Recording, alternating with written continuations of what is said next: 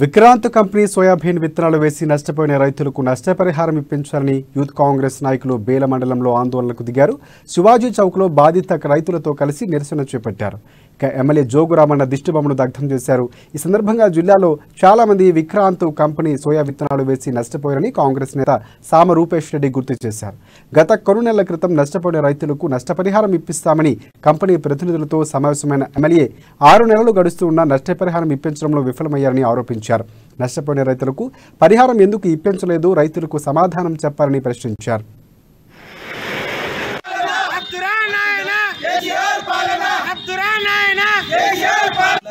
బేల మండలంలో విక్రాంతి సీడ్ పోసి నష్టపోయిన రైతులందరికీ నష్టపరిహారం ఇప్పించడంలో ఇక్కడున్న ఎమ్మెల్యే జోగు రామన్న గారు వ్యవసాయ శాఖ అధికారులతోని ప్రెస్ మీట్ పెట్టి ఇవాళకి దాదాపు 6 నెలలు గడుస్తున్నా కానీ రైతులకు మాత్రం న్యాయం జరుగుతలేదు.